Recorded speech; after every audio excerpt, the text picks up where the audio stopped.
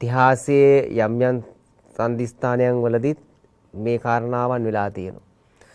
ධර්මයේ විකෘති වූ අවස්ථාවන් විවිධ වූ පොතපත තුල සඳහන් වූ. ඒ වගේම සමහරක් පිටකදී සමහරක් විද්වතුන් ප්‍රකාශ කිරීමක් කර අටුවා ටීකා ටිප්පණි නැත්තම් මේවා ආදී වශයෙන් ලියදීම විශේෂයෙන්ම බුද්ධඝෝෂ හාමුදුරන්ගේ අතින් යම් යම් අතපසු වීම සිදුුණායි කියලා. මේ කරුණක ඉතිහාසයේ සිට මේ විකෘති වීමක් සිදු වුණා කියලා අපි හරිය විශ්වාස කරනවාද?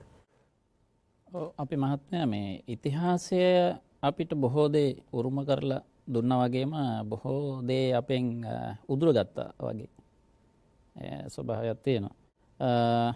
විශේෂයෙන්ම ධර්මය විකෘති වීම බොහෝ ඈතට විහිදිලා යන කාරණාවක්. අපි මෑත ඉතිහාසය ගත්තහම අපිට අපේ ධර්මය ත්‍රිපිටක පිරිසිදු නිර්මල ත්‍රිපිටක ධර්මය ඒ පුස්කොළ පොත් එංගලන්තයට රැගෙන යනවා. කෑගල්ලේ මාතුලා ජනපදේ මාතුලා අලුලෙන විහාරයේදී තමයි වලගම්බා රාජ සමයේ ත්‍රිපිටක ග්‍රන්ථාරූඪ වෙන්නේ. නිවැරදි ඉතිහාසයයි. විවිධ සූත්‍රවල සඳහන් වෙලා තිබෙනවා. මේ ත්‍රිපිටකය එංගලන්තයට රැගෙන යනවා යටත් විදි සමයේ. එයින් අපිට නිර්මල පිටපත් අහිමි වෙනවා. එනිසා ඒක අපිට මේ මෑත භාගයේ වර්තමාන යුගයේ අපිට ඒක ගැටලුවක් වුණා. අපේ ජාතික උරුමය ලෝක උරුමයක් බවට පත් කරන්න යෑමේදී මේ ඔරිජිනල් පිටපත් නිවැරදි මූලික පිටපත් ඉල්ලපු කාරණාව. එහෙමනම් අපිට මෙතන පැහැදිලිවම අපි ජාතික සම්පතක් බවට පත් කරගත්තේ පිරිසිදු පිටපත් වලින් නොවේද කියන කාරණාවක් පැන නගිනවා. එයම අපේ ත්‍රිපිටක සංඥාපනය බැලුවහම මේ මුද්‍රිත ත්‍රිපිටක ග්‍රන්ථවල සංඥාපනය සඳහන් වෙනවා. මේ මූලාශ්‍ර නිවැරදි මූලාශ්‍ර හමුනේ නැහැ කියන කාරණාව පැහැදිලිවම තිබෙනවා. 1954 අපිට මේ අපි වර්තමානයේ පාවිච්චි කරන ත්‍රිපිටක ග්‍රන්ථමාලා ඒ පරිවර්තක මණ්ඩලය පිහිවන්නේ. ඒකට හේතුවක් වුණා. එදා සමාජයේ මේ වගේම කතාබහක් උද්ඝෝෂණයක් ඉල්ලීමත් ඔබ පැවති රජයෙන් මේ ත්‍රිපිටකය විකෘති කරනවා. ත්‍රිපිටකය විකෘති කරනවා. ඒකට විසඳුමක් වශයෙන් තමයි මේ ත්‍රිපිටක පරිවර්තක මණ්ඩලය පත් කරලා ත්‍රිපිටක ග්‍රන්ථ සිංහලට නගන්නේ.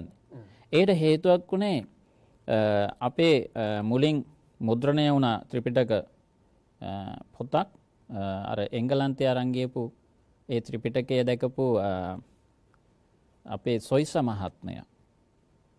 ඒ සොයිස මහත්මයා මෙය ඉංග්‍රීසි පිටපත පාලි පිටපත ඉංග්‍රීසියට නගලා ඉංග්‍රීසි පිටපත සිංහලට පරිවර්තනය කරලා ලංකාවට එවනවා. එහි බොහෝ වැරදි දැකපු ස්වාමින් වහන්සේලා කළුතර ධර්ම දේශනා කියලා ධර්ම දේශනා මාලාවක් පවත්වමින් මේ වැරද්ද පෙන්වලා දෙන්නට ගත්තා. මේ සමාජයේ ලොකු කතාබහක් බවට පත් වුණා.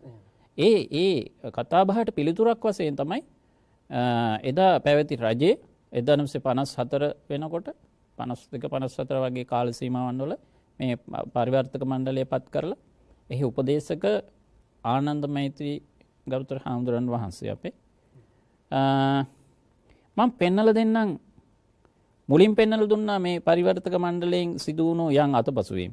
අර ඡන්දස් වෛදික භාෂාවට නගන්න එපා කියලා කියපු කාරණාව විනය නීතියක් ඇතුළේ බුදුහාමුදුරුවෝ පනවපු ආකාරය.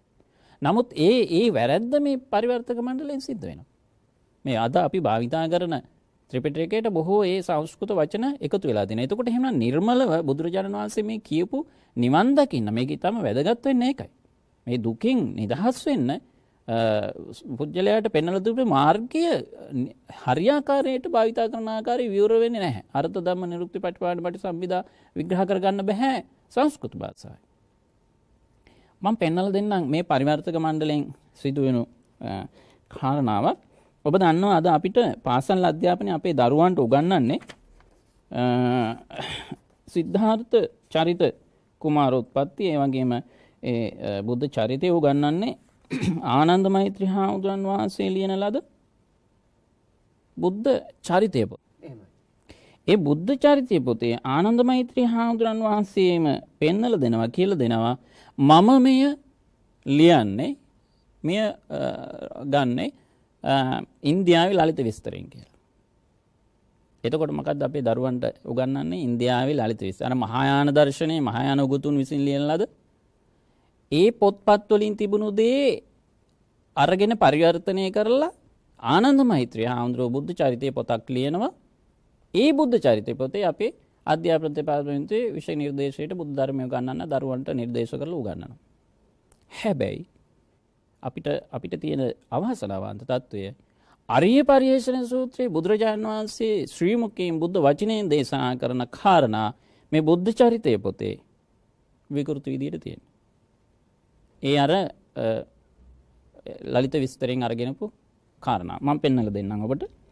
බුදුරජාණන් වහන්සේ අරිය පරිේෂණ සූත්‍රයේදී දේශනා කරන ශෝකෝ අහම් භික්කවේ අපරේණ සමේන ධාරෝච සමානෝ සුසුකාලකේසු භද්‍රේන යොබ්බනේන සමන්නාගතෝ පටමේන වයසෝ අකා මකානං මාතු පිතුන්නං අස්සුමුකං රුදන්තානං කේසමස්සුම් ඕහාරෙත්වා කාසායාති වත්තානි අච්චා දෙත්වා. මොකද්ද මේ කියන්නේ? සිංහල පරිවර්තනයේ ඒ පරිවර්තක මණ්ඩලය මේ සිංහලට පරිවර්තනය කරනවා මේ විදිහට. මහණෙනි, ඒ මම පසු කාලෙහි ලදරු වූයේම ඊතා කලුගස් ඇත්තේම් පළමු වන වයස වූ සොඳුරු යෞවනයෙන් යුක්ත වූයේම් නොකමැති වූ කඳුළු පිරුණු මුහුණු ඇති මව්පියන් හඩද්දී කෙස් රවුල් උබා කසාවත් හැඳ ගිහිගෙයින් නික්ම පැවිද්දට පැමිණියෙමි. කුමක්ද මේ කියන්නේ? තමන්ගේ දෙමව්පියෝ හඬා වැඩෙtti ගෙදර අකා මකානං, ඒ කියන්නේ අපේ භාෂාවෙන් කියනවා නම් මාලිගාව දෙවනක් කරද්දි යන්න එපා කියලා කෑමොර දෙද්දි, මව්පියන් කඳුළු පිරුණු මව්පියන් හඬා වැඩෙද්දී කඳුලින් යුතුව කසාවතක් පෙරවාගෙන හිස කෙස් රැවුලු බා නිවසදීම කසාවතක් හැඳගෙන පැවිදි වෙස්ගෙන නිවසින් නික්මුණා. හැබැයි බුද්ධ චරිතය පොතට අනුව, ආනන්ද මෛත්‍රී හාමුදුරුවෝ බුද්ධ චරිතය පොතට අනුව පාසල් විෂය නිර්දේශ අපේ දරුවන්ට මීට පටහැනි අද්භූත ආශ්චර්ය නොගැලපෙන කතාවක් උගන්වනවා. අර රාත්‍රී චන්න ඇමතියා කතා කරගෙන කන්තකස්ව පිට නැගලා මව්පියන්ට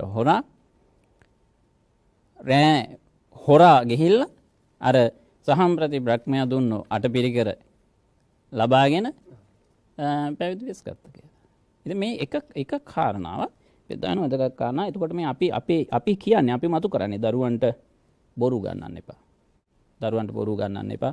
මේ ඊට එය කරන්නට තවදුරටත් ඒ කරන්නට පුළුවන් කාලය නෙවෙයි මේවා පිළිබඳව සොයා බලන්න ඕනේ. ඒ වගේම මේ පරිවර්තක මණ්ඩලය ධම්සක් පැවතුම් සූත්‍රයේ දුක්ඛ සත්‍ය විග්‍රහයේදී බුදුරජාණන් වහන්සේ දේශනා කරනවා ජාතිපි දුක්ඛ, ජනාපි දුක්ඛ, ව්‍යාධිපි දුක්ඛ, මරණම්පි දුක්ඛං, අප්පි සම්පයෝගෝ දුක්ඛ.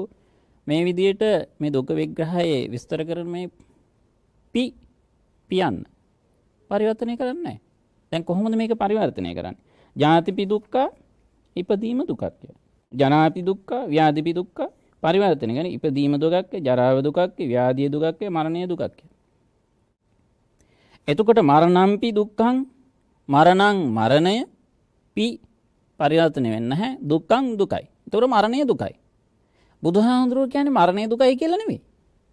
බුදුහාමුදුරුවෝ සූත්‍ර දේශනාවේ පැහැදිලිව කියලා තියෙන්නේ මරණම්පි දුක්ඛං. ප්‍රිය අප්‍රිය බුදුරජාණන් වහන්සේ දෙපැත්තක් දෙතාවයක් පෙන්නනවා තමන් වහන්සේගේ ධර්මයේ තුල. දෙතා ධර්මයක්, දෙතා විතක් සූත්‍රය. දෙපැත්තක් තියෙනවා. මහණෙනි මම දෙකක් දැක්කා. මගේ මනසේ මම දෙකක් උපදිනවා දුටුවා. එකක් භාවිතා කළ යුතුයි, අනික භාවිතයෙන් බැහැර කළ යුතුයි. තමන්ට අවඩක් නිසා. දැන් මේ මරණකාරය ප්‍රියතාවයෙන් ගත්තොත් අන්නේ ප්‍රියතාවයෙන් මම බැඳුණු කෙනා මැරුණොත් මට දුකයි. දැන් ඒ ධර්මය මෙතන ඉස්මතු වෙන්නේ පරිවර්තනය තුල. එහෙනම් එතනයි ධර්ම විකෘති වෙලා තියෙන්නේ. ඒ වගේම මේ වගේ තව සුවිශේෂී කාරණා තියෙනවා. ඊ타ත්ම හාස්‍යජනක කාරණාවක් තිබෙනවා. ඒ කාරණා සඳහන් වෙන්නේ මේ වගේ විවිධ සූත්‍රවල එක තැනක් දෙකක් නෙමෙයි, එක සූත්‍රයක ගත්තොත් විශාල වශයෙන් මේ වගේ තැන් පෙන්වන්නට පුළුවන්. පැහැදිලිවම සත්‍ය මහා චත්තාරික සූත්‍රයේ තියෙනවා සම්මා දිට්ඨිංචේ භවං ගරහති යේච මිච්ඡා දිට්ඨි සමන බ්‍රාහ්මනා තේ බෝතෝ පූජා තේ බෝතෝ පාසංසා. මෙතන පැහැදිලිව කියන්නේ සම්මා දිට්ඨිංචේ භවං ගරහති, සම්මා දිට්ඨියට යම් කෙනෙක් ගරහනවා නම්, එය වැරදි කියනවා නම්, එය ප්‍රතික්ෂේප කරනවා නම්, යේච මිච්ඡා දිට්ඨි සමන බ්‍රාහ්මනා, එහෙම අර්ථයක් ගත්ත මිත්‍යා දෘෂ්ටිගත වූ යම් සමන බ්‍රාහ්මණ කෙනෙක් ඉන්නවාද තේ බෝතෝ පූජා, ඒ කෙනා පූජ්‍යත්වයෙන් ගැනීම අභව්‍යයි. මේ බුදුරජාණන් වහන්සේ කියන කතාව. තේ බෝතෝ පාසංසා. එයාට ප්‍රශංසා කිරීම සුදුසු නෑ අබව්වයයි ඒක. හොඳ දෙයට නරකයි කියලා කියනවා නම් අපේ සරල භාෂාවෙන් හොඳ දෙයට කෙනෙක් නරකයි අවඩයි ඒක වැඩක් නැහැ කියනවා නම් එයා යහපත් කෙනෙක් නෙවෙයි, එයා සුදුසු කෙනෙක් නෙවෙයි. එයා පූජ්‍යත්වයෙන් එයාට ගරුත්වයෙන් සලකන්න බෑ කියලා මේ සරලව කියන්නේ. හැබැයි අපිට පරිවර්තනය කරලා දෙන්නේ කොහොමද? මේ බලන්න. අපිට ඒක පරිවර්තනය කරනවා සිංහල පැත්ත. ඉදින් බවත් සම්‍යක් දිට්ඨිය ගරහා නම් යම්ම මිසුතුටුගත් මහාන බමුණු කෙනෙක් ඇද්ද ඔහු බවතුන් විසින් පූජ්‍යෝ වෙති. ඔහු බවතුන් විසින් පූජ්‍ය වෙති. එයා තමයි පූජ්‍යත්වයෙන් සලකන්න ඕනේ. ඔහු බවතුන් විසින් පසස්සමනාය. එයාට තමයි කරු කරන්න ඕනේ.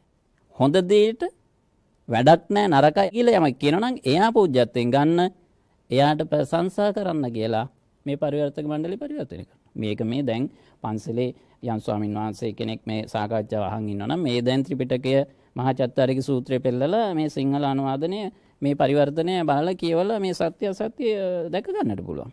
අපි මේ කතා කරන්නේ අපි පෙන්නලා දෙන්නේ මෙන්න මේ වගේ බොහෝ සෙයින්ම ධර්මයේ විකෘති වූ අපේ පරිවර්තක මණ්ඩලය විසින් සිදු වුණු අතපසුව නැවත නිවැරදි කරගන්නේ කොහොමද කියන පිළිබඳව සාකච්ඡාවක් තමයි අද වර්තමාන යුගයේ අපි පාදක කරගන්න ඇති කරගන්න.